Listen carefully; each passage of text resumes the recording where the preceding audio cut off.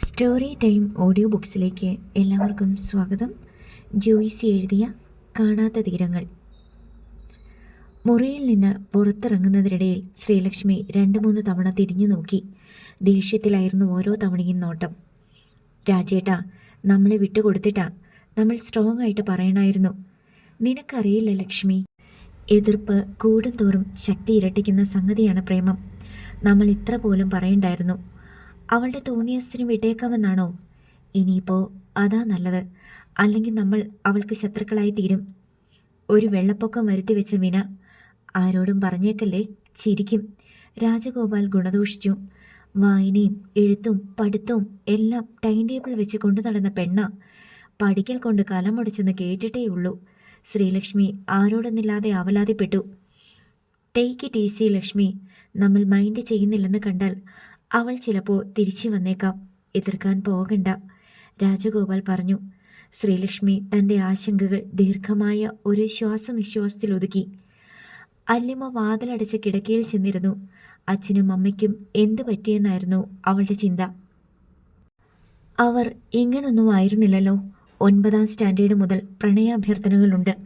കണ്ണിറുക്കി പുഞ്ചിരിച്ചു കാണിച്ചവർ, വഴിയിൽ തടഞ്ഞു നിർത്തി ഹൃദയാഭിലാഷം വെളിപ്പെടുത്താൻ തുനിഞ്ഞവർ, പ്രേമലേഖനം തരാൻ ധൈര്യപ്പെട്ടവർ, ഫോണിൽ വിളിച്ച് പ്രേമം അറിയിച്ചവർ. അങ്ങനെ നോക്കിയാൽ ക്യൂ കാണാനുണ്ട്. അച്ഛൻ അന്നും പറഞ്ഞു, 18 വയസ്സ് തികയുന്നത് വരെ ആ വഴിക്ക് തിരിഞ്ഞു നോക്കരുത്. ആരോടെങ്കിലും പ്രേമം തോന്നിയാലും 21 കഴിയുന്നത് വരെ മനസ്സിലടക്കി വെച്ചേക്കണം. 18 വയസ്സിൽ ശാരീരികമായ പ്രായപൂർത്തിയും 21-ൽ മാനസികമായ പ്രായപൂർത്തിയും എത്തിയെന്നാണ് ഏറ്റവും പ്രായോഗികമായ കണ്ടെത്തൽ. അതെല്ലാം അക്ഷരം പ്രതി പാലിച്ചിട്ടേയുള്ളൂ. ഇതുവരെ ആരോടും ഒരിഷ്ടവും തോന്നാതിരുന്നിട്ടൊന്നുമില്ല. ഓരോരോ പ്രായത്തിൽ ചില മിന്നാമിനുകൾ തൻ്റെ കണ്ണിലേക്ക് ആവശ്യമായ പ്രകാശം ചൊരിഞ്ഞുകൊണ്ട് പാറി നടന്നിട്ടുണ്ട്. അപ്പോഴൊക്കെ അച്ഛൻ്റെ വാക്കുകൾ ഓർമ്മിക്കും. അച്ഛനൊന്നും വെറുതെ പറയാറില്ല. അനുഭവ സമ്പത്തിൽ നിന്നാണ് ഉപദേശങ്ങളും നിർദ്ദേശങ്ങളും ആശയങ്ങളും വരുന്നത്. ഡിഗ്രിയൊക്കെ കഴിയുമ്പോഴേക്ക് മനസ്സിനൊരു ഇരുത്തം വരും. അക്കാദമിക് നോളജ് മാത്രമല്ല അതിനകം കിട്ടുന്നത്. നല്ലതും ചീത്തയും തിരിച്ചറിയാനും പ്രലോഭനങ്ങളെ അതിജീവിക്കാനും സഹപാഠികളുടെ വ്യത്യസ്തമായ അനുഭവങ്ങളിൽ നിന്ന് പാഠങ്ങൾ ഉൾക്കൊള്ളാനും കഴിയും. അപ്പോഴേക്ക് ഒരു കാഴ്ചപ്പാട് ലഭിക്കും. അച്ഛൻ പറഞ്ഞ പോലെ ആ കാലയളവ് കഴിഞ്ഞു. ഇപ്പോൾ സ്വതന്ത്രയാണ്. സ്വന്തം ജീവിതം തിരഞ്ഞെടുക്കാനുള്ള പ്രാപ്തി കൈവന്നു. ഈ നിറ യൗവനത്തിൽ ആരോടെങ്കിലും ഇഷ്ടം തോന്നുന്നത് പാപമാണോ? അച്ഛൻ പെട്ടെന്ന് ഇതുവരെ പറഞ്ഞു പോന്ന തത്വശാസ്ത്രങ്ങളിൽ നിന്നെല്ലാം പിന്മാറിയതുപോലെ അവൾക്ക് തോന്നി. സ്വാതന്ത്ര്യം തന്നു എന്ന് പറഞ്ഞാൽ സ്വാതന്ത്ര്യം അനുഭവിക്കാൻ അനുവാദമുണ്ട് എന്നല്ലേ അർത്ഥം? ഗേറ്റ് തുറന്നിട്ടിരിക്കുകയാണ്. നിനക്ക് മൈതാനത്ത് പോയി കളിക്കുകയോ കളി കാണുകയോ ചെയ്യാം എന്ന് പുറമേ പറയുകയും ഗേറ്റ് കടക്കുന്നുണ്ടോ എന്ന് സൂക്ഷ്മ നിരീക്ഷണം നടത്തുകയും ഗേറ്റ് കടന്നാലുടനെ അത് പാടില്ലായിരുന്നു, അനുവാദമുണ്ടെങ്കിലും അത് ഉപയോഗിക്കാൻ പാടില്ല എന്ന് വിലക്കുകയും. അല്ലുമിയുടെ തലയ്ക്കുള്ളിൽ എല്ലാം കുഴഞ്ഞു മറിഞ്ഞു. അവൾ അതെല്ലാം കൂടി കുടഞ്ഞ് താഴെയിട്ടിട്ട് ഓരോന്നായി പെറുക്കിയെടുക്കാൻ തുടങ്ങി. 1. തൻ്റെ മാതാപിതാക്കൾക്ക് താനും സന്ദീപുമായുള്ള പ്രണയത്തോട് എതിർപ്പാണ്. 2. ആ പ്രണയം തൻ്റെ സിവിൽ സർവീസ് മോഹങ്ങൾക്ക് മങ്ങലേൽപ്പിക്കാൻ സാധ്യതയുണ്ട്. 3. സന്ദീപിനെ വേണമോ സിവിൽ സർവീസ് വേണോ എന്ന കാര്യത്തിൽ അധികം വൈകാതെ ഒരു ഉറച്ച നിലപാടെടുക്കേണ്ടി വരും.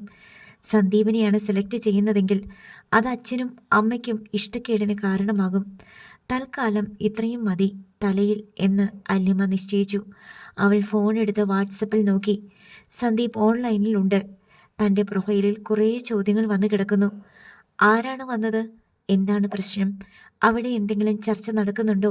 നമ്മുടെ വിഷയമാണോ? കഴിയുമ്പോഴേ വിളിക്കണേ, ഞാനിവിടെ ടെൻഷനിലാണ്. എന്താണ് ലേറ്റാകുന്നത്? അല്ലിമ സന്ദീപിൻ്റെ നമ്പറിലേക്ക് കോൾ ചെയ്തു. അച്ഛനും അമ്മയും മുറിയിൽ വന്ന് നടത്തിയ സംഭാഷണങ്ങളെപ്പറ്റി വിശദമായി തന്നെ പറഞ്ഞു. സന്ദീപ് എല്ലാം മൂളിക്കേട്ടുകൊണ്ടിരുന്നു. ഒടുവിൽ അവൾ പറഞ്ഞു, പ്രേമം അങ്ങനെ കാട്ടരുവി പോലെ പൊട്ടിച്ചിരിച്ചും കളകളം പാടിയും പാൽപുഞ്ചിരി തൂകിയും സുഗമമായിട്ടൊഴുകിയ ചരിത്രമില്ല. തീ എവിടെയുണ്ടോ അവിടെ കാറ്റുമുണ്ട്. അതുപോലെ പ്രേമം എവിടെയുണ്ടോ അവിടെ എതിർപ്പുകളുമുണ്ട്. സന്ദീപേട്ട, അങ്ങനൊന്നും പറഞ്ഞാൽ പോരാ. ഞാനൊരു ഡിസിഷൻ എടുത്തേ പറ്റൂ. എടുക്കണമല്ലേ? എൻ്റെ കാര്യം ഞാൻ പറഞ്ഞിട്ടുണ്ടല്ലോ. കല്യാണത്തിൻ്റെ ഡേയും ഡേറ്റുമൊക്കെ അച്ഛനും അമ്മയും കൂടി തീരുമാനിക്കും. എന്തായാലും സിവിൽ സർവീസും അതും കൂടി ഒത്തുപോകില്ല. 4 വർഷമെന്നല്ല 2 വർഷം കൂടി വെയിറ്റ് ചെയ്യാൻ അവരാരും സമ്മതിക്കില്ല. അപ്പോൾ ഞാൻ എന്ത് ചെയ്യണം? അത് ഞാൻ പറയാതെ തന്നെ അല്ലി അറിയണം. അതനുസരിച്ച് പ്രവർത്തിക്കണം. എന്നോട് എന്താ പറയാത്തത്?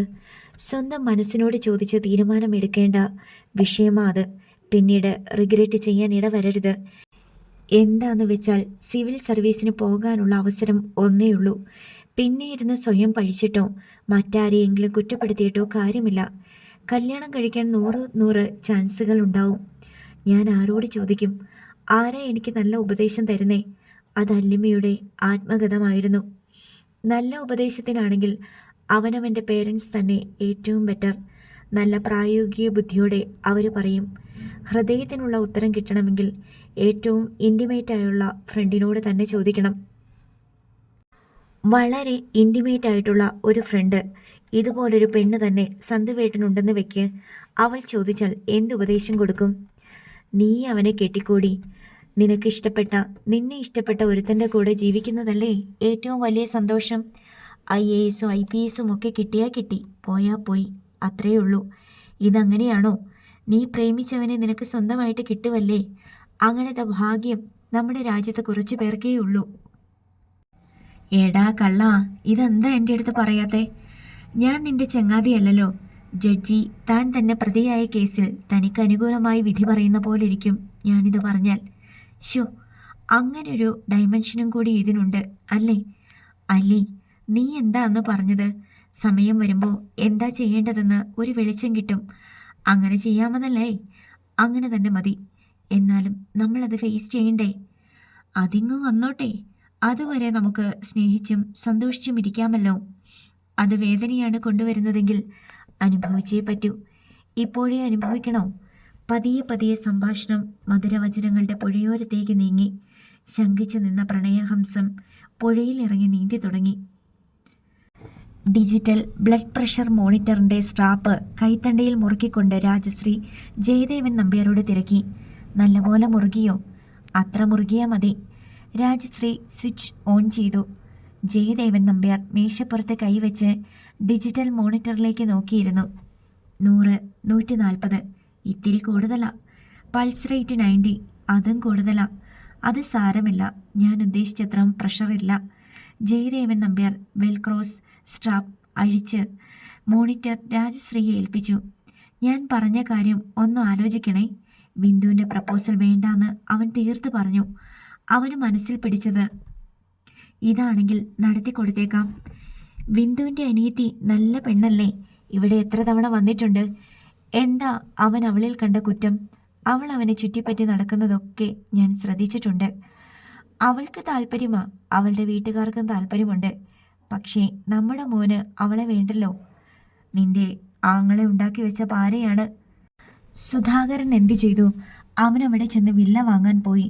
ട്രാൻസ്ഫർ കിട്ടണത്തെല്ലാം ആരെങ്കിലും വീട് വാങ്ങിച്ചിടുവോ? റെൻറ്റിന് എത്ര ഫ്ലാറ്റ് വേണമെങ്കിലും കിട്ടില്ലേ എറണാകുളത്ത്? ഇതിപ്പോൾ നമ്മുടെ മോനൊരു പെണ്ണിനെ കണ്ട് മയങ്ങിപ്പോയത് എൻ്റെ ആങ്ങളയുടെ തെറ്റാകുന്നത് എങ്ങനെ? ആ, ഇപ്പം എന്താ സ്ഥിതി? ബിന്ദുജിയോട് അവൻ പറഞ്ഞു കാർത്തിക കുട്ടിയെ വേണ്ടെന്ന്. ഇപ്പം എറണാകുളത്തെ പെണ്ണിൻ്റെ പിന്നാലെയാ. പിന്നെയും പോയോ അവനവിടെ? പോയില്ല. പക്ഷേ ഫോണിൽ എപ്പോഴും അവരൊന്നിച്ച.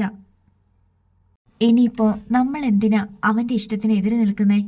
എന്നാൽ സുധാകരനോട് പറ എന്താണെന്ന് വെച്ചാൽ ചെയ്യാൻ. കല്യാണം നടത്തി വെച്ചാൽ പിന്നെ ഫോണിൽ നിന്നുള്ള റേഡിയേഷൻ അത്ര കുറച്ചല്ലേ ഉണ്ടാകൂ. ജയദേവൻ നമ്പ്യാർ പറഞ്ഞു. വന്ന് കയറി കഴിയുമ്പോൾ അറിയാം എങ്ങനെയുള്ള പെണ്ണാണെന്ന്. ആളുടെ സൗന്ദര്യം വൈഷ്ണവി വർണ്ണിക്കുന്നത് കേട്ടിട്ട് എനിക്കത്ര പിടിച്ചിട്ടില്ല. അത് നിന്റെ ജലസി കൊണ്ടാ, അത് നോക്കണ്ട. എനിക്കെന്തിനാ ജലസി? എൻ്റെ മോൻ കല്യാണം കഴിക്കുന്ന പെണ്ണ് നല്ലതാകണമെന്നല്ലേ എൻ്റെ ആഗ്രഹം. ഇനി അതിൻ്റെ പേരിൽ വിചാരണയും വാദവും ഒന്നും വേണ്ട. നീ സുധാകരനോട് പറ. അവരൊരു തവണ കല്യാണം ആലോചിക്കാൻ പോയി നാണം കെട്ടതാ. അതാ പെൺകുട്ടിക്ക് താല്പര്യമില്ലാഞ്ഞിട്ടല്ലായിരുന്നോ? ഇപ്പോൾ താല്പര്യമാണല്ലോ. ഞാൻ പറയാം. അവൾ IAS എഴുതാൻ പോണെന്ന് വൈഷ്ണവി പറഞ്ഞിരുന്നു. 3-4 വർഷം കഴിഞ്ഞ് അവൾ പഠിച്ചിട്ട് വന്നിട്ടേ നടക്കുള്ളൂ എന്നാണെങ്കിൽ പ്രൊസീഡ് ചെയ്യണ്ടല്ലോ. വേണ്ട, 1 വർഷത്തിനപ്പുറത്തോട്ട് നീട്ടിവെക്കലൊന്നും വേണ്ട. സന്തുവിൻ്റെ ജാതകത്തിലുണ്ട് 28-ാം വയസ്സിൽ വിവാഹമെന്ന്. അതിനെ ആരൊക്കെ മാറ്റിവെക്കാൻ നോക്കിയാലും മാറില്ല. ജാതകം ഗണിച്ചത് വേറെ ആരുമല്ല, ചെട്ടിക്കുളങ്ങര ശ്രീശങ്കരപിള്ളയ, പ്രസിദ്ധ ജ്യോത്സ്യൻ. നമ്മുടെ മക്കളുടെ ജനനം, ബിന്ദുവിൻ്റെ കല്യാണം, അവൾക്ക് കുട്ടികളുണ്ടായത് എല്ലാം അച്ചട്ടായിരുന്നു. ജയദേവൻ നമ്പ്യാർ ജ്യോത്സ്യത്തിലുള്ള തൻ്റെ അചഞ്ചലമായ വിശ്വാസം ഒന്നുകൂടി ഊന്നി പറഞ്ഞു. രാജശ്രീ അടുത്ത ദിവസം തന്നെ വൈഷ്ണവിയെ ഫോണിൽ വിളിച്ച് സംസാരിച്ചു. വീണ്ടും കല്യാണാലോചനയുമായി അല്ലിമയുടെ വീട്ടിലേക്ക് ചെല്ലാൻ വൈഷ്ണവിക്ക് മടിയുണ്ടായിരുന്നു. ഞാൻ സുധേട്ടന് കൊടുക്കാൻ ചേച്ചി. വൈഷ്ണവി ഫോൺ കൈമാറി. സുധാകര, നിങ്ങൾ രണ്ടുപേരും കൂടി ആ പെണ്ണിൻ്റെ വീട്ടിൽ ഒന്നുകൂടെ പോകാമോ? കല്യാണാലോചനയുടെ കാര്യം പറയാൻ. ചേച്ചി ജയേട്ടൻ്റെ അടുത്ത് സംസാരിച്ചോ? ആ, സംസാരിച്ചു. ജയേട്ടന് അങ്ങനെ എതിർപ്പൊന്നുമില്ല. കാണാൻ കൊള്ളാവുന്ന പെണ്ണാണെങ്കിൽ നല്ലതല്ലേന്നാ ജയേട്ടൻ്റെ അഭിപ്രായം. കുടുംബം നല്ലതാണോന്ന് നോക്കും. പിന്നെ പെണ്ണിന് വിദ്യാഭ്യാസം ഉണ്ടല്ലോ. ചേച്ചി, ആ പെൺകുട്ടിയുടെ അച്ഛനും അമ്മയ്ക്കും അത്ര താല്പര്യമാണെന്ന് തോന്നുന്നില്ല. കാണുമ്പം ചിരിക്കുകയും സംസാരിക്കുകയും ചെയ്തുകൊണ്ടിരുന്നതാ. ഇപ്പോൾ അതൊന്നുമില്ല. അങ്ങനെയാണെങ്കിൽ നീ അവരെ ഫോണിലോ മറ്റോ വിളിച്ച് ചോദിക്ക്. സന്ദീപും ആ പെണ്ണുമായിട്ട് വലിയ ഇഷ്ടത്തിലാണ്. അത് കല്യാണത്തിലെത്തിക്കാൻ നിങ്ങൾക്ക് താല്പര്യമുണ്ടോ? താല്പര്യമില്ലെങ്കിൽ ആ വിവരം പറയണം. കാര്യത്തിനൊരു തീരുമാനം വേണം. താല്പര്യമില്ലെന്ന് അവർ പറഞ്ഞാൽ നമുക്കിത് വേണ്ടെന്ന് വെച്ചിട്ട് വേറെ ആലോചിക്കാമല്ലോ. ബിന്ദുവിൻ്റെ ഹസ്ബൻഡിൻ്റെ അനുജത്തിയുടെ പ്രപ്പോസൽ വേണ്ടെന്ന് വെച്ചിട്ടാണ് ഇതിന് പുറകെ ഇറങ്ങിത്തിരിക്കുന്നേ. നമ്മുടെ പുറകെ വന്നതിനെ വേണ്ടെന്ന് വെച്ചിട്ട് നമ്മൾ വേറൊന്നിൻ്റെ പുറകെ പോവുകയാ നാണം കെട്ട്. ഫോണിൽ വിളിച്ചിട്ട് ചോദിക്കാൻ ചേച്ചി. നമ്മളങ്ങനെ ചോദിക്കാൻ പോണുണ്ടെന്ന് സന്തുവിനറിയാമോ? അവൻ സമ്മതിച്ചോ? അവനു വേണ്ടിയല്ലേ? എന്നാലും അവൻ അറിയണം. എന്നോട് പറയാതെ എന്തിനു ചോദിച്ചു? ഞാൻ പറഞ്ഞോ ചോദിക്കാൻ എന്നൊക്കെ ചോദ്യം വന്നാലോ? അവനോട് ഞാൻ പറഞ്ഞോളാം. ശരി, വൈകിട്ട് അല്ലിമയുടെ വീട്ടുകാരോട് സംസാരിക്കാം. എന്താ ശരിക്കും അവളുടെ പേര്? അല്ലിമ. ഇങ്ങനെയൊക്കെ പേരിടുമോ പെൺകുട്ടികൾക്ക്? ചേച്ചിക്ക് പേര് പോലും പിടിച്ചിട്ടില്ല അല്ലേ? അങ്ങനൊന്നും അല്ലടാ, നീ ചോദിച്ചിട്ട് വിവരം പറയണേ. ശരിയെന്ന് സമ്മതിച്ച സുധാകരൻ വൈകുന്നേരം രാജഗോപാൽ ഓഫീസിൽ നിന്ന് തിരിച്ചെത്തിയെന്ന് കണ്ട ശേഷം അയാൾ അല്ലിമയുടെ വീട്ടിലേക്ക് വിളിച്ചു. ഫോണെടുത്തത് ശ്രീലക്ഷ്മിയാണ്. ഞാൻ സുധാകരനാ. രാജഗോപാൽ സാറിനെ ഒന്ന് ലൈനിൽ കിട്ടുമോ? ഞാൻ കൊടുക്കാം. അല്പസമയത്തിനുള്ളിൽ രാജഗോപാൽ ലൈനിൽ വന്നു. Hello, good evening Sudhakaran sir. How are you? Fine, thank you sir. Same to you. നമ്മൾ തമ്മിൽ ആദ്യമായിട്ടാ ഫോണിൽ അല്ലേ? അങ്ങോട്ടും ഇങ്ങോട്ടും ഗേറ്റിൽ വന്നു നിന്ന് മുഖത്തോട് മുഖം നോക്കി സംസാരിക്കാനുള്ള അകലമല്ലേയുള്ളൂ. എന്തൊക്കെയുണ്ട് നല്ല വിശേഷങ്ങൾ? ഞാൻ വിളിച്ചത് ഒരു പ്രധാനപ്പെട്ട കാര്യം പറയാൻ വേണ്ടിയാ. ഒരു തവണ ഞാൻ ഇതേ കാര്യം പറയാൻ വേണ്ടി അവിടെ വന്നിട്ടുണ്ട്. ഇപ്പോൾ വീണ്ടും അത് തന്നെയാ പറയാനുള്ളത്. അല്ലിമയുടെ കാര്യമായിരിക്കും അല്ലേ? അതെ, അന്ന് സ്ഥിതി വേറൊന്നായിരുന്നല്ലോ. ഇപ്പോൾ അതല്ലല്ലോ അവസ്ഥ.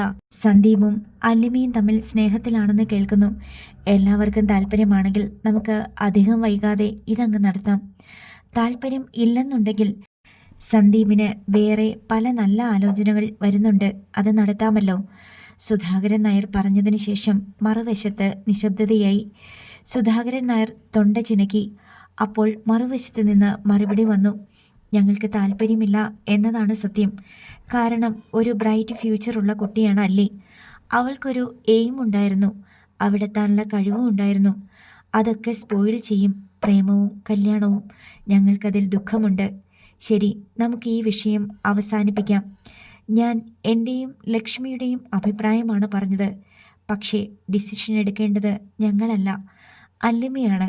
അവൾക്കതിനുള്ള സ്വാതന്ത്ര്യം ഞങ്ങൾ അനുവദിച്ചിട്ടുണ്ട്. രാജഗോപാൽ ഭേദഗതിയും അവതരിപ്പിച്ചു. സുധാകരൻ നായർ പിന്നെയും കാതോർത്ത് നിന്നു.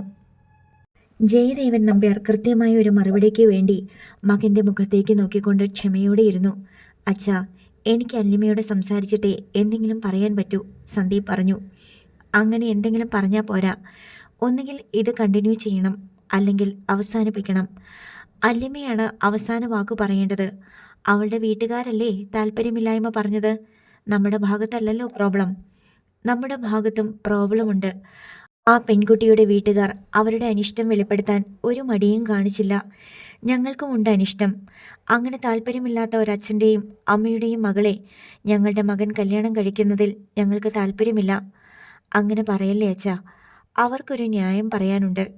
അവരുടെ മകളുടെ ബ്രൈറ്റ് ഫ്യൂച്ചർ ഈ മാരേജ് നിമിത്തം കുഴപ്പത്തിലായി പോകുമെന്ന്. അച്ഛൻ്റെയും അമ്മയുടെയും അനിഷ്ടത്തിന് എന്താ കാരണം പറയാനുള്ളത്? അവൾക്കങ്ങനെ വലിയൊരു ഭാവിയുണ്ടെങ്കിൽ നീയായിട്ട് അത് നശിപ്പിക്കരുത്. അതൊന്നാമത്തെ കാര്യം. രണ്ടാമത്, മകളുടെ ഭാവി നശിച്ചു പോകാൻ കാരണക്കാരനായ ഒരുത്തൻ എന്ന അനിഷ്ടം അവരുടെ മനസ്സിൽ കിടക്കും. കല്യാണം കഴിഞ്ഞ് പരസ്പരം കാണണ്ടേ? നിനക്ക് അവരുടെ വീട്ടിൽ നിന്ന് ഒരു നേരമെങ്കിലും ഭക്ഷണം കഴിക്കേണ്ടി വരില്ലേ? ഞങ്ങളുടെ മകനോട് അനിഷ്ടമുള്ളവർ എന്ന നിലയിലല്ലേ ഞങ്ങൾക്കും അവരെ കാണാൻ പറ്റൂ? ജയദേവൻ നമ്പ്യാർ വാദിച്ചു. നമ്മൾ അവരുടെ വീട്ടിൽ താമസിക്കാനൊന്നും പോകുന്നില്ലല്ലോ. അവരുടെ ചെലവിലല്ല നമ്മൾ ജീവിക്കുന്നത്. സന്ദീപിൻ്റെ വാക്കുകളിൽ പിന്മാറാനുള്ള ഒരു സൂചനയും ഇല്ലായിരുന്നു. അവർക്ക് എതിർപ്പുണ്ടെങ്കിലും നീ അവളെ കല്യാണം കഴിക്കും? ജയദേവൻ നമ്പ്യാർ നെറ്റിച്ചൊളിച്ച് മകനെ നോക്കി. എതിർപ്പല്ല അച്ഛാ, അത് ഒരനിഷ്ടം. അല്ലിമ്മയ്ക്ക് ഇത് മതിയെന്നുണ്ടെങ്കിൽ അവർ കല്യാണത്തിന് സമ്മതിക്കും. അതവർ സുധാകരൻ അങ്കിളിനോട് സൂചിപ്പിച്ചല്ലോ. അവരെ കൊണ്ട് അങ്ങനെ മനസ്സില്ലാ മനസ്സോടെ സമ്മതിപ്പിക്കണോ എന്നാണ് എൻ്റെ ചോദ്യം. അവിടുത്തെ കാര്യം അല്ലിമ നോക്കിക്കോളൂ അച്ഛാ. അത് അവളുടെ പ്രശ്നമാണ്. എനിക്ക് എൻ്റെ അച്ഛൻ്റെയും അമ്മയുടെയും കൂടപ്പിറപ്പുകളുടെയും താല്പര്യം മാത്രം നോക്കിയാൽ മതി. അവളുടെ അച്ഛന് സമ്മതമാണോ, കൊച്ചച്ഛന് സമ്മതമാണോ, അമ്മാവിന് സമ്മതമാണോ എന്നൊന്നും നോക്കേണ്ട ആവശ്യം ഇല്ല. സന്ദീപ് തൻ്റെ നിലപാടിൽ ഉറച്ചു നിന്നു. ഞങ്ങളുടെ താല്പര്യക്കേട് ഞങ്ങൾ പറഞ്ഞല്ലോടാ. അച്ഛൻ പറഞ്ഞില്ലേ ഇഷ്ടപ്പെട്ടില്ലെന്ന്? അതുവരെ മിണ്ടാതെ കേട്ടുനിന്ന രാജശ്രീ ഇടപെട്ടു. അതൊക്കെ അച്ഛൻ വാദത്തിനു വേണ്ടി പറഞ്ഞതാ അമ്മേ. അല്ലിമ്മയുടെ അച്ഛനും അമ്മയ്ക്കും താല്പര്യമില്ലാത്തതുകൊണ്ട് ഇവിടെയും താല്പര്യമില്ലത്രേ. അതൊക്കെ എന്തൊരു മുടന്തൻ ന്യായമാ. അച്ഛൻ ജഡ്ജിയല്ലേ. ഓക്കെ, നീ അത്രയ്ക്ക് ഉറപ്പിച്ചാണെങ്കിൽ ഇനി ചെയ്യേണ്ടത് രണ്ട് വീട്ടുകാരും തമ്മിൽ കല്യാണം ആലോചിച്ച് നടത്തുക എന്നതാണ്. അച്ഛാ, അവളുടെ ഫൈനൽ എക്സാം കഴിയണം. ആയിക്കോട്ടെ, അതിനു മുമ്പുള്ള കാര്യങ്ങൾ ചെയ്തു വെക്കാമല്ലോ. ഇനിയും മാസങ്ങളുണ്ട്, സന്ദീപ് ഓർമ്മിപ്പിച്ചു. ആദ്യം സംഗതി നടക്കുമോ ഇല്ലയോ എന്ന് പറഞ്ഞുറപ്പിച്ചു വെക്കുക. നടക്കില്ലെങ്കിൽ നിനക്ക് വേറെ കല്യാണം ആലോചിക്കണം. 4-5 മാസം കഴിഞ്ഞ് ചെല്ലുമ്പോൾ അവരുടെ മനസ്സ് മാറിയെങ്കിലോ? എൻഗേജ്മെൻ്റ് വരെ നടത്തി വെച്ചാൽ പിന്നെ കല്യാണം അല്പം താമസിച്ചാലും കുഴപ്പമില്ല. സന്ദീപിന് ഒഴികഴിവൊന്നും പറയാനില്ലായിരുന്നു. നീ സുധാകരനെ വിളിച്ചു പറ, ഏത് ദിവസമാണ് നമ്മൾ പെണ്ണിൻ്റെ വീട്ടിലേക്ക് ചെല്ലേണ്ടതെന്ന്. അവർക്ക് സൗകര്യമുള്ള ഒരു ഡേറ്റ് പറയട്ടെ. ജയദേവൻ നമ്പ്യാർ ഭാര്യയെ പറഞ്ഞേൽപ്പിച്ചു. രാജശ്രീ അന്ന് തന്നെ സുധാകരനെ ഫോണിൽ വിളിച്ച് വിവരങ്ങൾ ധരിപ്പിച്ചു. ആ പെണ്ണിൻ്റെ വീട്ടുകാരെ വിളിച്ച് നമ്മളൊക്കെ എന്നാണ് ചെല്ലേണ്ടതെന്ന് ചോദിക്കേ. ഞാൻ വിചാരിച്ചു അവർക്ക് തൃപ്തിയില്ലാത്തത് കൊണ്ട് നമ്മളിത് വേണ്ടെന്ന് വെക്കുന്നു. അവനും അവൾക്കും ഇഷ്ടമാണെങ്കിൽ പിന്നെ എതിർക്കാൻ ഒരു കാരണം വേണ്ടേ സുധാകര? കണ്ണുമടച്ച് എതിർക്കുന്നതിൽ ന്യായമല്ലല്ലോ. ഇഷ്ടമില്ലെന്ന് പറഞ്ഞിട്ടും വീണ്ടും ഇക്കാര്യം സംസാരിച്ചുകൊണ്ട് ചെല്ലുന്നതിൽ നമുക്കിത്തിരി ക്ഷീണമുണ്ട് ചേച്ചി. നാണക്കേട് എൻ്റെ മോനാണല്ലോ. അവനല്ലേ ആദ്യം പ്രപ്പോസൽ അവരുടെ മുന്നിൽ വെച്ചത്. അവനത് നാണക്കേടായിട്ട് തോന്നണില്ലെങ്കിൽ നമ്മളത് കണക്കിലെടുക്കേണ്ട. സുധാകരൻ അവരെ നേരിൽ കണ്ട് സംസാരിക്കണം. തൊട്ടടുത്തല്ലേ അവരുടെ വില്ല. നേരിട്ട് ചോദിക്കുമ്പോൾ അവർക്കൊരു ഉത്തരം പറയാതെ ഒഴിഞ്ഞു മാറാൻ പറ്റില്ല. സുധാകരൻ നായർ ആ ദൗത്യം ഏറ്റെടുത്തു. ഇത്തവണ കിഷോറിനെയും കൂട്ടിയാണ് അയാൾ അല്ലിമ്മയുടെ വില്ലയിലേക്ക് ചെന്നത്. അതിന് തൊട്ടു മുമ്പ് സുധാകരൻ നായർ രാജഗോപാലിനെ ഫോണിൽ വിളിച്ച് നേരിട്ട് കാണുന്നതിൽ അസൗകര്യമുണ്ടോ എന്ന് തിരക്കിയിരുന്നു. സുധാകരൻ നായരും കിഷോറും വന്നപ്പോഴേ രാജഗോപാലിനും ശ്രീലക്ഷ്മിക്കും കാര്യം പിടികിട്ടി. അനിഷ്ടം പ്രകടിപ്പിക്കുന്നത് അപമര്യാദയാണെന്ന് അറിയാവുന്നതിനാൽ സൗഹാർദ്ദത്തോടെ തന്നെ സ്വീകരിച്ചു. ഹാളിൽ സെറ്റിയിൽ ഇരുന്നു കൊണ്ട് സുധാകരൻ നായർ പറഞ്ഞു തുടങ്ങി. മുമ്പ് ഞാനും വൈഫും കൂടി ഇവിടെ വന്ന ഒരു കാര്യം പറഞ്ഞത് ഓർമ്മയുണ്ടല്ലോ. അതേ കാര്യത്തിന് വേണ്ടിയാണ് വീണ്ടും വന്നിരിക്കുന്നത്. അത് മനസ്സിലായി. രാജഗോപാൽ നീരസമൊന്നുമില്ലാതെ പറഞ്ഞു. ഒരിക്കൽ നിങ്ങൾ നിരസിച്ച ഒരു കല്യാണാലോചനയുമായി വീണ്ടും വരാൻ ഞങ്ങൾക്ക് ബുദ്ധിമുട്ടുണ്ടായിരുന്നു. പ്രത്യേകിച്ചും താങ്കൾക്ക് ഇതിൽ താല്പര്യമില്ല എന്ന് തുറന്നു പറഞ്ഞതിന് ശേഷം. പക്ഷേ സന്ദീപിൻ്റെ വീട്ടുകാർക്ക് രണ്ടിലൊന്നറിയണം. നടക്കുമോ ഇല്ലയോ? ഇതിലേതാണെങ്കിലും ഞങ്ങൾക്കൊരു വിരോധവുമില്ല. ഞാൻ കരുതിയത് നിങ്ങൾ വരില്ലെന്നാ. വന്നത് വിഷയമാക്കണ്ട. താങ്കൾക്ക് കാര്യം തുറന്നു പറയാം. പക്ഷേ അതുകൊണ്ട് പ്രശ്നം തീരുമെന്ന് വിചാരിക്കരുത്. സന്ദീപും അല്ലിമയും ഇനി പിന്മാറുമെന്ന് തോന്നുന്നില്ല. ഇത് വേണ്ട എന്നൊരു കടുത്ത തീരുമാനമൊന്നും ഞങ്ങൾക്കില്ല. കാര്യങ്ങളെല്ലാം പറഞ്ഞു കഴിഞ്ഞതാണല്ലോ. അല്ലിമയ്ക്ക് പിന്മാറാൻ വയ്യാന്നുണ്ടെങ്കിൽ നമുക്ക് മുന്നോട്ട് പോകാം. ഇപ്പോൾ തന്നെ അല്ലിയെ വിളിച്ച് ചോദിച്ച് ഒരു മറുപടി കിട്ടിയ ഞങ്ങൾക്ക് സമാധാനമായി. പിന്നെ 2 കാര്യങ്ങൾ കൂടി ഇതോടൊപ്പം പറയാനുണ്ട്. 1, 1 വർഷത്തിനകം എങ്കിലും കല്യാണം നടത്തണം. 2, കല്യാണം ഉറപ്പിച്ച് എൻഗേജ്മെൻറ്റ് നടത്തി വെക്കണം. അത്രയൊക്കെ ധൃതി പിടിച്ച് വേണോ? പറഞ്ഞല്ലോ, കല്യാണം കുറേ കഴിഞ്ഞിട്ടായാലും മതി. ബാക്കി ചടങ്ങുകളൊക്കെ നടന്നോട്ടെ. ഞാൻ അവളെ വിളിക്കാം. രാജഗോപാൽ എഴുന്നേറ്റു. തൊട്ടു പിന്നാലെ ശ്രീലക്ഷ്മിയും പോയി. സംഭാഷണങ്ങൾക്ക് കാതോർത്ത് ലോബിയിൽ നിൽപ്പുണ്ടായിരുന്നു വല്യമ്മ. രാജഗോപാലും ഭാര്യയും കൂടി അവളുടെ അടുത്തേക്ക് ചെന്നു. താഴെ പറഞ്ഞതെല്ലാം നീ കേട്ട് കാണുമല്ലോ? രാജഗോപാൽ മകളോട് ചോദിച്ചു. ചിലതൊക്കെ കേട്ടു. വല്യമ്മ അപേക്ഷാഭാവത്തിൽ അച്ഛനെ നോക്കി. അച്ഛൻ എന്നോട് ദേഷ്യം തോന്നുന്നുണ്ടാകുമല്ലേ? ദേഷ്യം തോന്നേണ്ടതാണ്. പക്ഷേ അവരുടെ ഭാഗത്ത് തെറ്റൊന്നുമില്ലല്ലോ. നീ ആദ്യം പറഞ്ഞ നോയിൽ തന്നെ ഉറച്ചു നിൽക്കായിരുന്നു. അച്ഛാ, ഞാൻ റിജക്റ്റ് ചെയ്തതല്ലേ? പിന്നെയും എങ്ങനെയൊക്കെയോ ചുറ്റിത്തിരിഞ്ഞ് എൻ്റെ മുമ്പിൽ തന്നെ വന്നു. ഞാനിങ്ങനെ വിചാരിക്കുകയാണ്, ഇതുകൊണ്ട് വേറെ എന്തെങ്കിലും ഉദ്ദേശം ഉണ്ടാകും, അല്ലെങ്കിൽ ഇങ്ങനെ വരുമോ? അതൊക്കെ നമ്മുടെ മനസ്സ് കണ്ടുപിടിക്കുന്ന ഓരോ ന്യായങ്ങളാ. നമ്മൾ ആരെയെല്ലാം അവിചാരിതമായിട്ട് കണ്ടുമുട്ടുന്നു. ഒന്നും ശ്രദ്ധിക്കേണ്ട ആളാണെങ്കിൽ പോലും നമ്മൾ അതങ്ങ് വിട്ടുകളയും. അങ്ങനെ നോക്കുമ്പോൾ വിട്ടുകളഞ്ഞവരുടെ എണ്ണം 100 കണക്കിന് വരും. ഇതും അതുപോലെ വിട്ടുകളഞ്ഞാൽ മതിയായിരുന്നു. പക്ഷേ എങ്ങനെയോ എൻ്റെ മനസ്സിൽ കയറിപ്പോയി. അവിടെ ഇരുന്ന് പെരുകി. ഇനിയിപ്പോൾ ഒഴിപ്പിക്കണമെങ്കിൽ. ബാക്കി പറയാതെ അത് അസാധ്യമാണെന്ന മട്ടിൽ അവൾ തലയാട്ടി. അറിയാം മോളെ, ക്യാൻസർ പോലെയാ ഇത്. മരുന്നില്ല. ക്യാൻസറിന് കീമോ പോലെ ഇതിനൊരു പ്രയോഗമുണ്ട്, ബ്രെയിൻ വാഷിംഗ്. അപ്പോഴും അവൾ നിഷേധാർത്ഥത്തിൽ തലയാട്ടി. ഇപ്പോൾ നിന്റെ മുന്നിൽ 2 വഴികളുണ്ട്. ഒന്ന്, നീ ആശിച്ചതുപോലെ ഒരു IAS, IPS, IFS റാങ്കിലേക്ക് നടന്നു കയറുക. അല്ലെങ്കിൽ ഇഷ്ടപ്പെട്ട ആളെ കല്യാണം കഴിച്ച് വീട്ടമ്മയായി ജീവിക്കുക. ഇതിലേത് വേണമെന്ന് നിശ്ചയിക്കാൻ നിനക്ക് ആവശ്യത്തിലധികം സമയം കിട്ടിക്കഴിഞ്ഞു. ഏതാ വേണ്ടത്?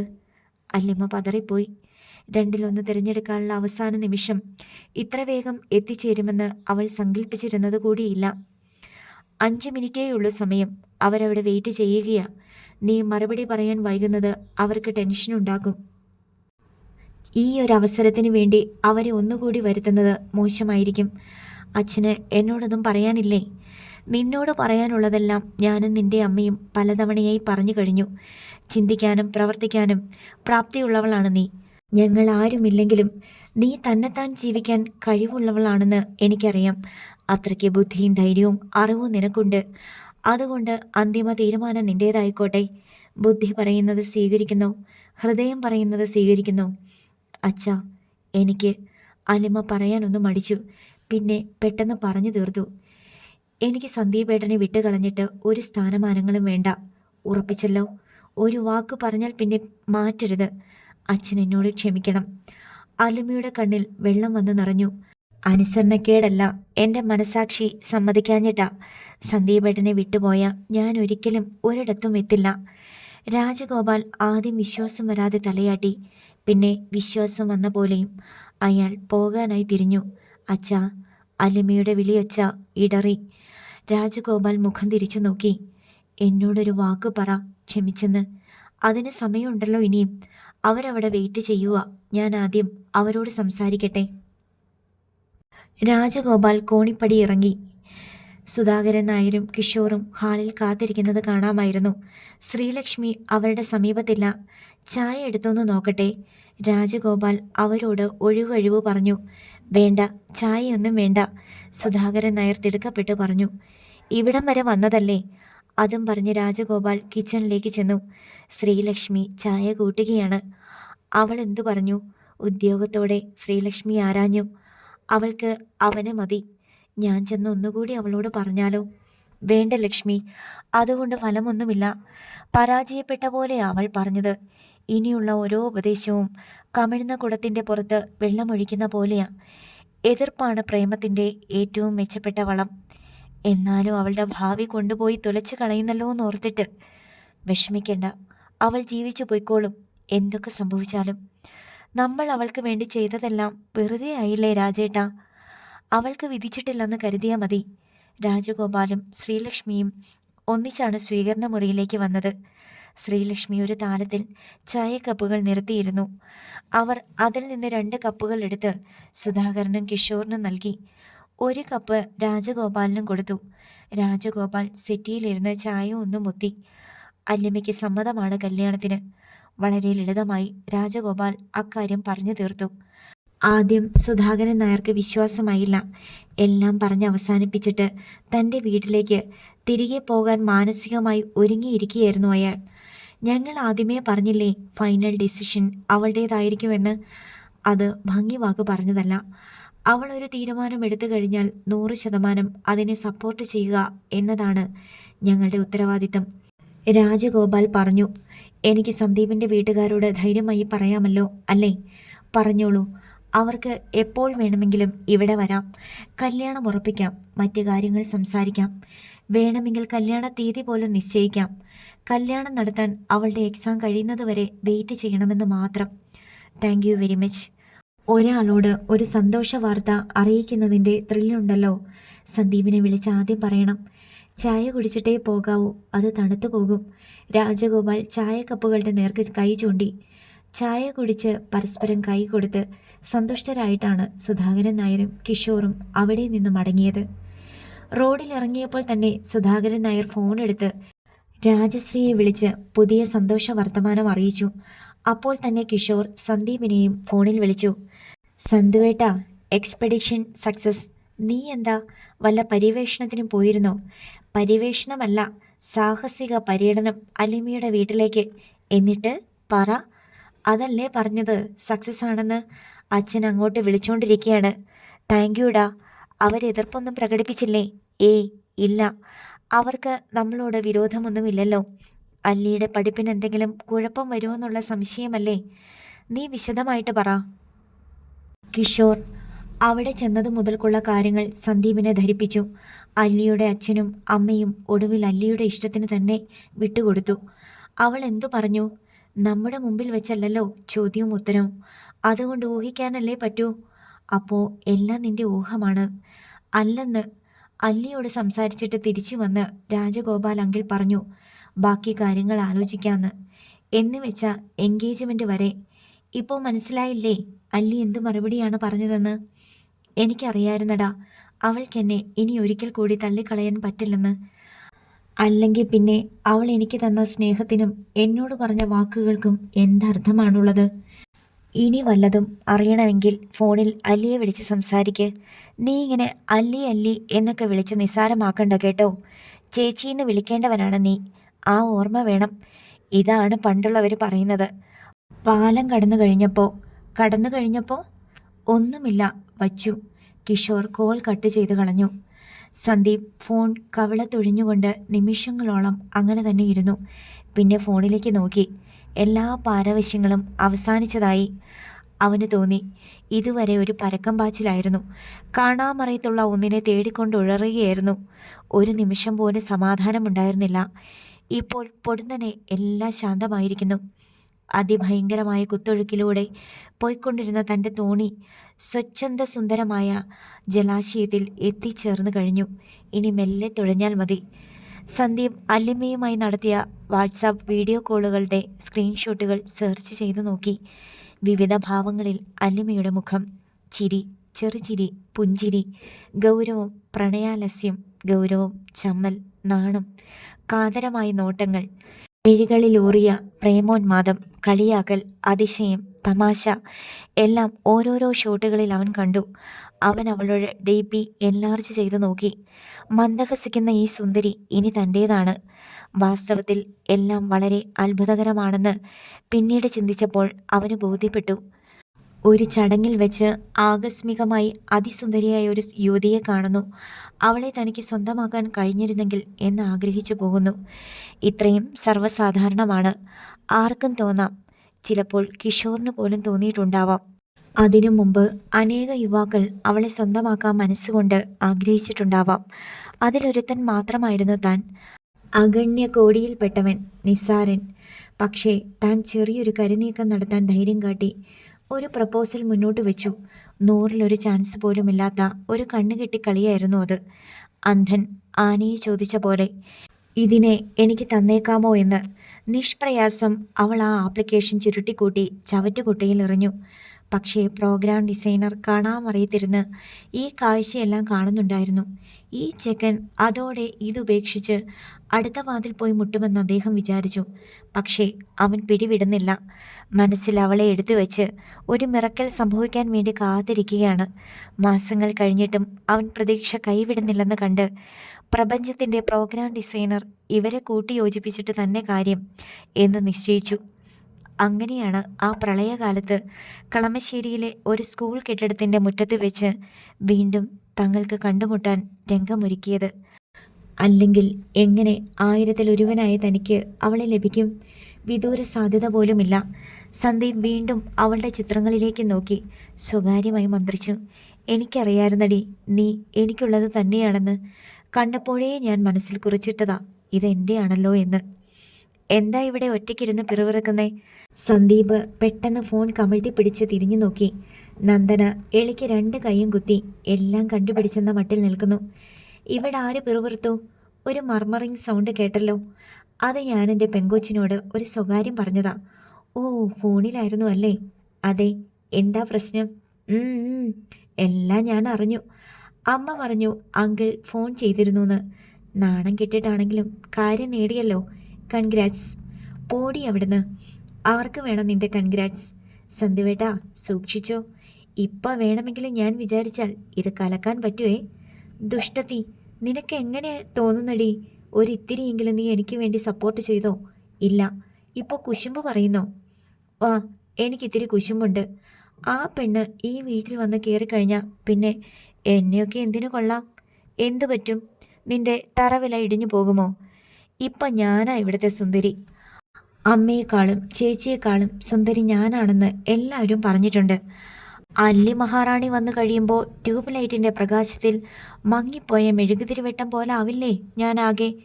എടി, നല്ല പെരുമാറ്റമാണ് ഒരു പെണ്ണിൻ്റെ ഏറ്റവും വലിയ സൗന്ദര്യം.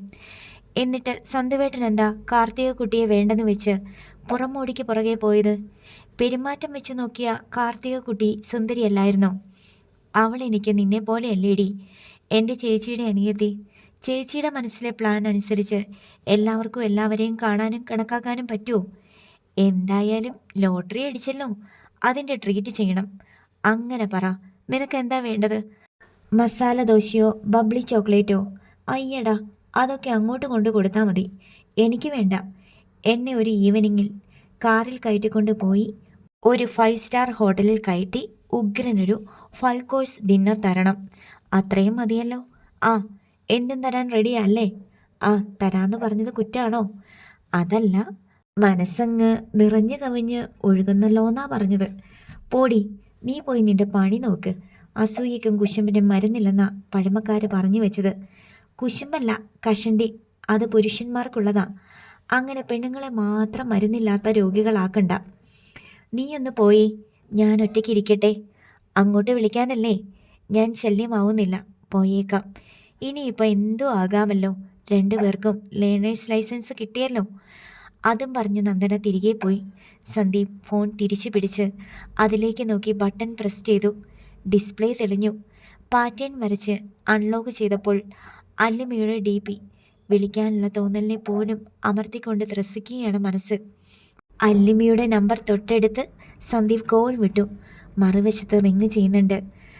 തന്നെപ്പോലെ തന്നെ ആനന്ദാനുഭൂതികളിലായിരിക്കും അല്ലിമയുമെന്ന് അവൻ വിചാരിച്ചു. എന്താണ് ആദ്യം അവളോട് പറയേണ്ടത്? നന്ദി പറയുകയാണോ വേണ്ടത്? മറുവശത്ത് ഫോൺ എടുത്തു. പക്ഷേ ശബ്ദമില്ല. മിണ്ടാതെ നിൽക്കുന്ന പോലെ തോന്നി. ഹലോ, സന്ദീപ് വിളിച്ചു. പൊടുന്നനെ ഒരു വിങ്ങിക്കരച്ചിൽ കാതിൽ വന്നലച്ചു. അടുത്ത ഭാഗം നാളെ.